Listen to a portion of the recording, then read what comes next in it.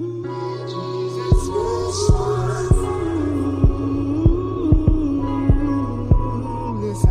are you ready for Reggie's expression?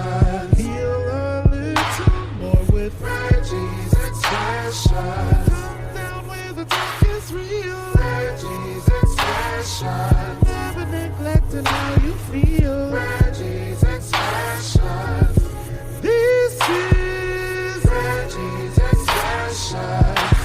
This is Reggie's expression. Hello, it is September 1st. Yes, I'm stamping today's date. It's the 1st of September. Man, this year has gone by fast, I have to say. It has gone by, pretty fast. And we're 9 months into this year. And yeah,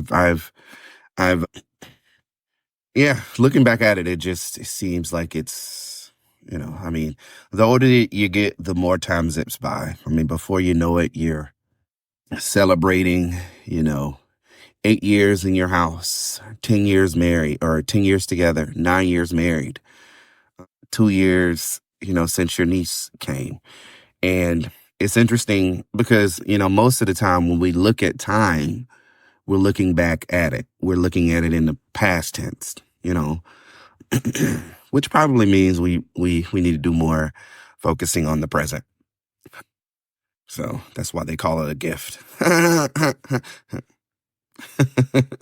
So I went back, I listened to last week's episode, and the two things that I missed talking about was my hair and also learning Spanish. And once I get going, y'all, it's a done deal.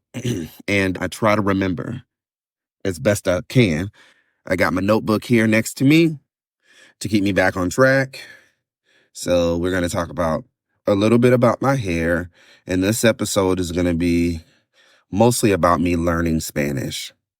So, and, my journey with that and my reasoning for, wanting to learn Spanish. So last week, I wanted to talk about my hair because I'm at an interesting crossroads with it right now. I haven't had a serious haircut in my head, or on my hair, since May of 2024. So at this point, it's about 3 months, 4.5 months, or 4 months, give or take, since I had a haircut. And the way I was getting my haircut before was pretty short. It was a ball fade. And, I like it because, it's neat, it's clean. It's the best way to show you got a haircut, so, and it's less maintenance. I don't brush my hair as often as one should, or as one I feel should. And I just like to, if I'm going somewhere, brush and go. And that worked well for me. Had a lot to do with laziness. I know. I'm pretty lazy. I don't have a problem with telling myself or telling anybody that. And yeah, it is what it is. So I started to grow it out in May. And that was because I have keloids on the back of my head. So I got my first set of keloids at about 17. And it was from a local barber. His name was Myron.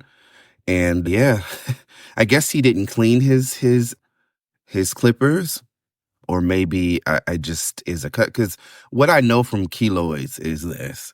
Keloids is scarred tissue, right? It's an overgrowth of, a wound. It produces more skin. So maybe it was a cut back there, and, it just kind of grew into, it was 2 bumps, and then I was going to say metastasized, which it did. It, broke into maybe a 2-inch scar on the back of my head. Some people think that it is a burn.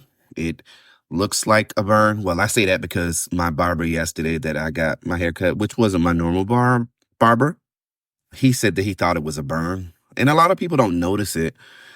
Since 2018, I really took a big treatment in it.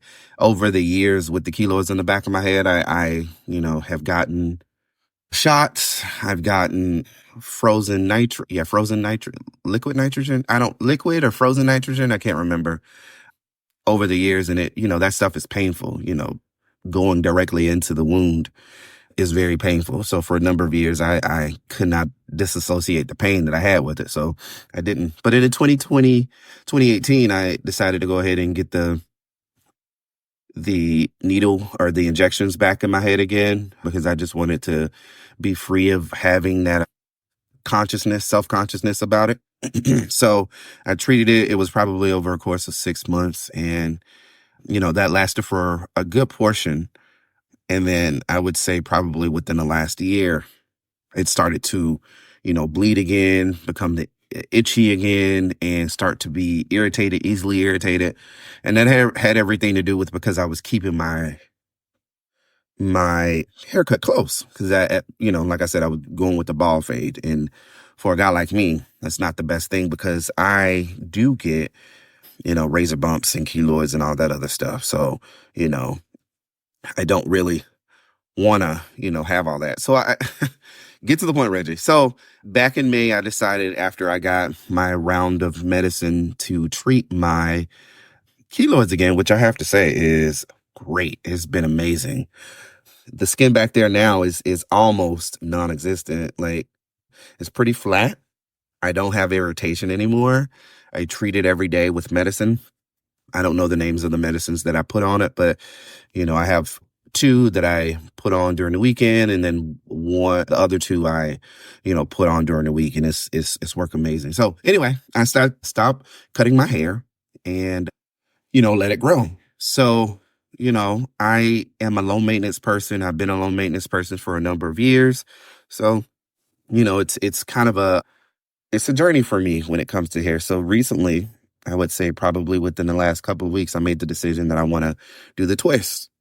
And I don't know if you guys remember, like 2014, 2015 to about, 2018, 2019, a lot of people were doing the twist brush, those styrofoam brushes that have the holes in them, and you could just kind of rub it over your hair and it twists your hair for you. I decided, I was like, I want to go back to that. So I did. And I went and I got some Cantu curling butter, and I also got some leave-in conditioner. And your boy, it's high maintenance, I have to tell you. With my beard, I got beard oil. I like more of the oil as opposed to the butter type thing.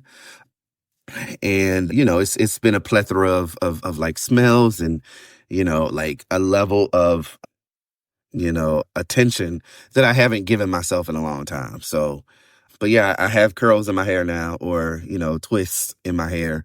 And I ultimately want to let it grow. But I do have, we call them cowlicks, but I have a receding hairline on the sides of my head. Not the side of my head, but like in front where my hairline is. I have a portion that's kind of like an island on its own in the front. And then the side, my hairline my hairline goes back a little bit. And it's not completely bald. It has, fades of hair there. It's really thin.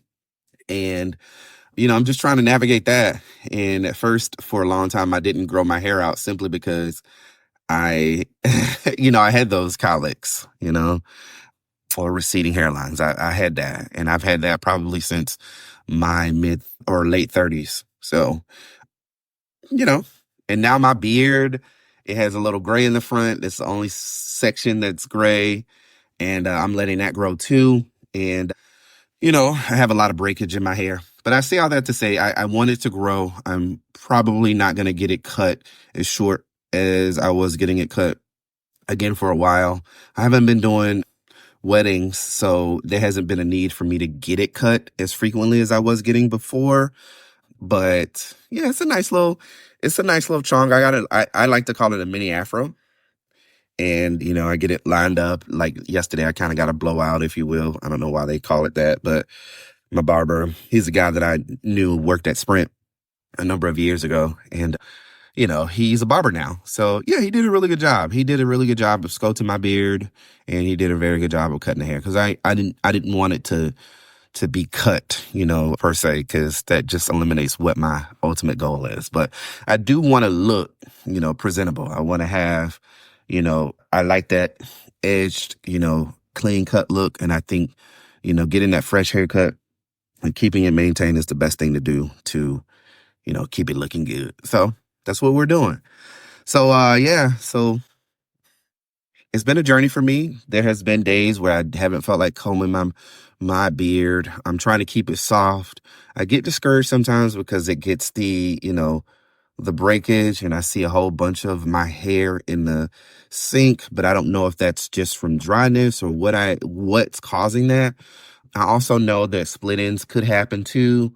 And, maybe I'm combing the split ends out or, maybe I need to cut my hair because I feel like it's kind of gotten to a plateau. It's not growing. So I think I probably need to cut, some of the split ends. And I think the guy did that yesterday. He did that yesterday. So it looks good. It looks good. So I didn't go to my normal barber because sometimes it's difficult to communicate with my barber because he doesn't speak English. So, I'll be wanting to tell him I want to cut the flyaways. I want to keep it full. It's hard for me to go into detail, with him, even with Spanish words because they don't translate the same. So my friend, he did a very good job with what I had yesterday. I'm very happy with it. So, whenever I do get my hair cut, it might be a treat for me to go get him to do it and, keep it going, because I like to experiment with my hair. I'm not like, attached to anything. I mean, had he messed up or had he, cutting it, had he cut it too short, it wouldn't have been an issue for me, but I do like to do, different things. Sometimes I like to keep it short and I like to grow it. And then I like to, keep my beard long. And then I like to do more of a mustache and a goatee separated in the middle. So I have a whole bunch of different looks from having a head full of hair that I still, have a tendency to maintain and desire to do from time to time because I don't want to be held down to anything that, I don't want to be held down to anything. I like to, switch it up every now and then, So that's where I'm at with my hair. It is grown significantly. If you guys want to take a look and see what that looks like, you got to go on my social media. And please forgive me. I know there's some rough days, with my hair sometimes, but navigating that journey and, it's starting to get easier and easier every day. And, I'm learning to maintain it, and maintaining it does take it takes time, effort, and sometimes I don't want to do it, but I have to push through it. But I will say the only question I have is like, now that I have the twist in my hair, how often should I be washing it? You know what I'm saying? So I try not to, with the leave-in conditioner, I don't want to wash it all the time, because that'd just be wasting product and all that stuff. And I don't think it's something that you should put in your hair all the time, but that's what YouTube's for. So, your boy will hook it up with that and we'll see. So, my next topic I want to go to is learning Spanish. I've had an affinity to Spanish for as long as I can remember. I took Spanish in high school, Spanish 1 and Spanish 2, which were basic courses, not enough to learn to have a conversation. And then when I got out of the military in 2004, I moved to California and I learned a great deal of Mexican Spanish and Mexican slang to be able to navigate over there. I used to say that I was fluent, and I would say that I could speak without having to think about what it was. And I think that's a level of fluency. But I probably, anything outside of like, the Mexican reference that I had, I probably didn't know much. So, but when I moved back east, I didn't have a need for that. Spanish was not as prominent. I mean, when I lived in Jacksonville at the time, I guess in the circles that I happen to be in. But yeah, I mean, I had a friend of mine, and she's still a friend, who her husband was the same nationality that my husband is, Venezuelan. And she knew Spanish. And my friend is very country as hell from the, from up there in South Carolina. She knows Spanish well. And, I think that kind of invigorated my desire to be like, okay, you should try to learn. So, just over that time, men I've dated, things of that nature, it was just very like, like, okay, just admiring from afar kind of thing when it came to the language. And I think that, my desire to learn Spanish was, initially rooted in wanting to understand, because I know English can be very difficult to learn as a language, but it seems like everybody knows English. I mean, you go to the UN, you go to Kenya, you go to, there's going to be somebody there that knows English. When it comes to Spanish, there's a novelty there, I guess. And, it's it's a language that I've just always been interested in. So being married to Carlos over the last, 9 years, he, you know, he speaks English with me, but his world is Spanish. As much as I would like to think, because he works, where he works, he, speaks English often, but most of his coworkers are Spanish speaking. Family members are Spanish speaking. We now have his niece live with us. She's Spanish speaking. He's not really in the English, language as much. So it wasn't until recently where I realized, like, just with our communication styles and stuff like that, that there's a lot of like misunderstanding that he and I have, simply because neither one of us can fluently speak the language of each other well. And my primary language is English. His primary language is Spanish. But when we have arguments or disagreements and stuff, it really relies on him understanding the words that I say. And I have a vast vocabulary when it comes to English. And, sometimes that might not always be easy for a, native Spanish speaker who has a very, high understanding of English, in a way that, he can carry on a conversation and get a little deeper into topics and stuff like that. But when it comes to like feelings, emotions, thoughts and things, it's it's a little different, and, he could, there are times where I've seen the confidence when it comes to speaking English like drain, because even though he might, his extension of like emotion in English is like sad or happy, angry, bothered. And there's, a whole gamut of feelings that he may not even know. Like I brought up the word miffed before, or let's say indifferent. You know what I'm saying? Like, you probably translate it into Spanish, but indifference in English and Spanish may be different things. And I can say I'm indifferent, which means, hey, I don't have a feeling one way or another. But in Spanish, it can mean something completely different. More mechanical word of indifference.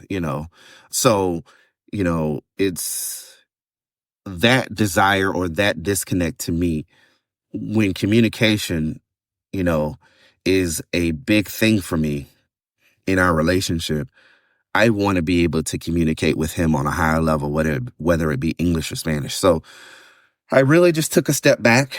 I have, been doing Duolingo for 566 days. I probably have had that app on my phone more than 2 years plus, but I've had a streak for 566 days.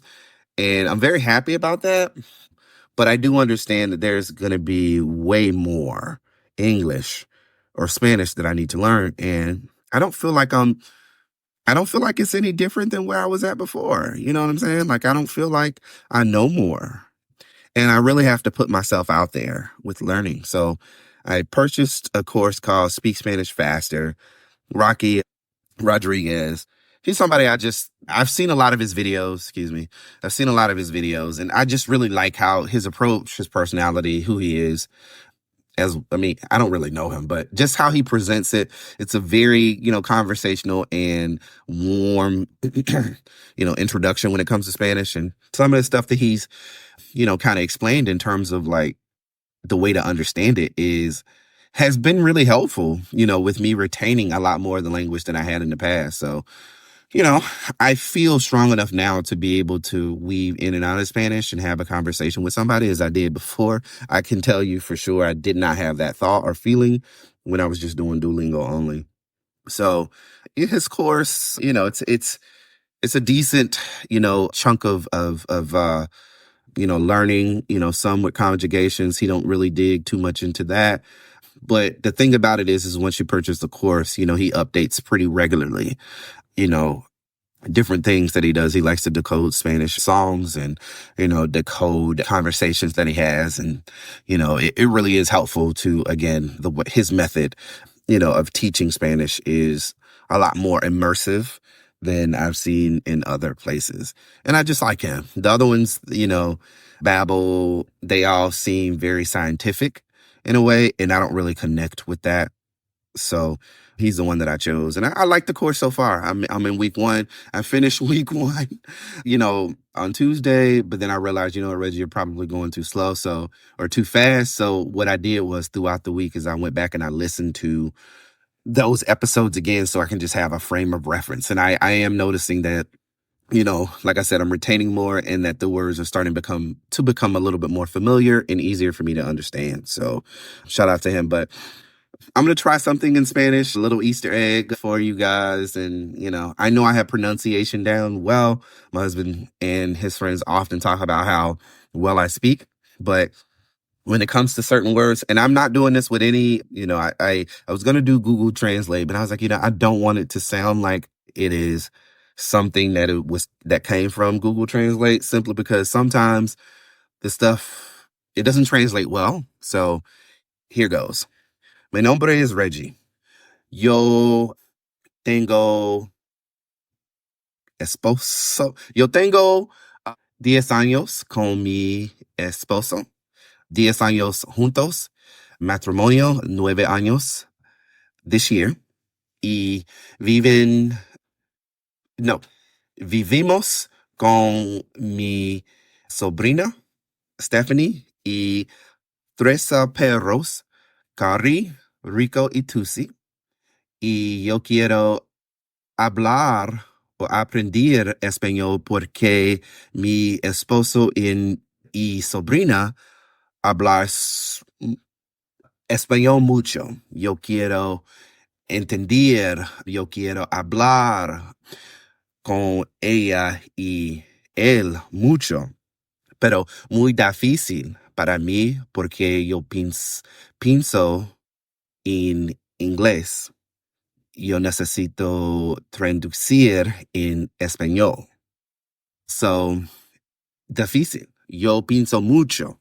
Yo hablo en inglés mucho palabras no entiendo en inglés, en el español. Y yo tengo nervioso mucho hablar, when speaking, cuando hablo en español, porque español,